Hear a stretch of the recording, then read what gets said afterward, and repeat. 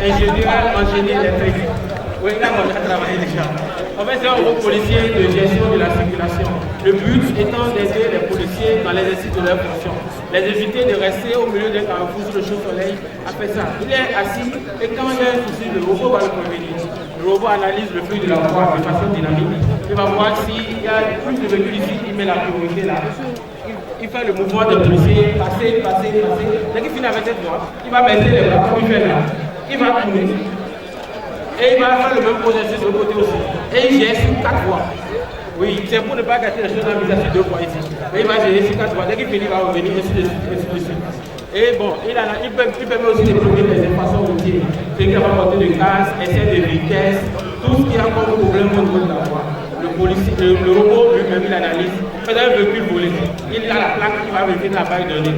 Tout ce qui nous reste maintenant, c'est d'avoir accès aux informations peut-être du gouvernement pour pouvoir vérifier si le véhicule est volé ou si le véhicule n'est pas volé et pouvoir demander aux policiers d'intervenir. Nous sommes à la semaine de l'entrepreneuriat pour présenter notre innovation, le robot policier de gestion de la circulation.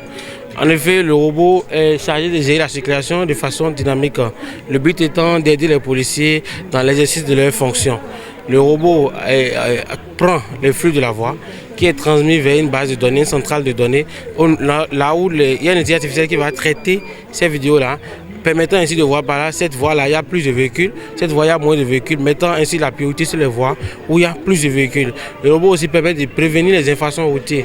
Un cycliste qui n'a pas porté de casque, la voiture qui va à une grande vitesse, il peut savoir que ce véhicule fait l'excès de vitesse et informer le policier pour que le policier puisse l'interpeller, ou aussi on lui envoie des messages pour le prévenir que voilà, il y a tel problème. On lui envoie pour dire que voilà, par exemple, si la voiture est déclarée volée, il va dire la voiture est volée, ou bien si tu fais de l'excès de vitesse, il va dire votre voiture fait de l'excès de vitesse, vous allez payer telle somme comme amende et on vous dit allez payer le trésor public. Voilà, c'est que la part de trucs que le robot peut faire.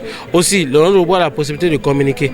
Tu peux venir lui demander par exemple de t'orienter où est-ce que Verdocor est, où est-ce que tel endroit est, où est l'université de Lokossa. Il te dira allez-y à droite, tournez à gauche et tout. Bon, nous sommes en train de perfectionner ce système, mais pour les autres systèmes, ils sont déjà disponibles. Et là, il est là, il fait le mouvement, passer. Il tourne, il fait encore le mouvement et il tourne sur 4 voies, un fil de suite, ainsi de suite.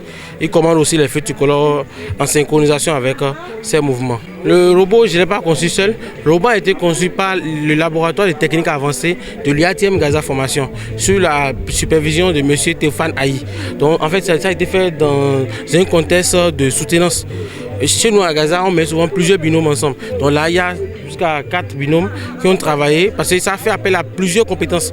Donc on met ensemble plusieurs binômes sous la tutelle d'un master que moi je suis. C'était le master qui était sous ma tutelle et voilà, je les guide et ensemble, nous sommes maintenant tous sous l'encadrement de M. Théophane Aïe qui nous donne les instructions sur comment on va faire. Voilà. Donc c'est un fruit du labo de techniques avancées de l'UATM Gaza Formation.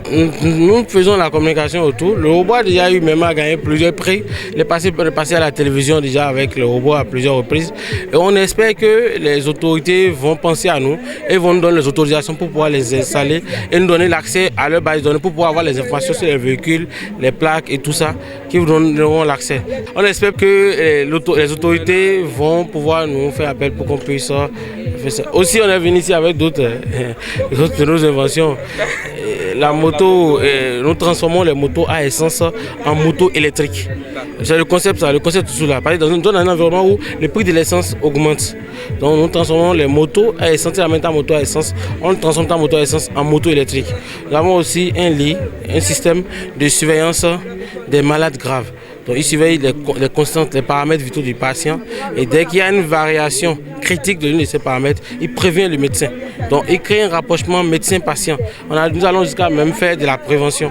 Avec des paramètres, on peut voir, on peut faire rapide. On propose des maladies possibles aux médecins. Mais bon, on est quand même en train de travailler dessus. Et les lits offrent un confort pas possible. Hein. Tu peux soulever les lits, la tête du pied, la tête du lit, la tête du patient, le pied du patient selon ses besoins. On ajuste aussi même le niveau complet du lit en fonction de nos besoins.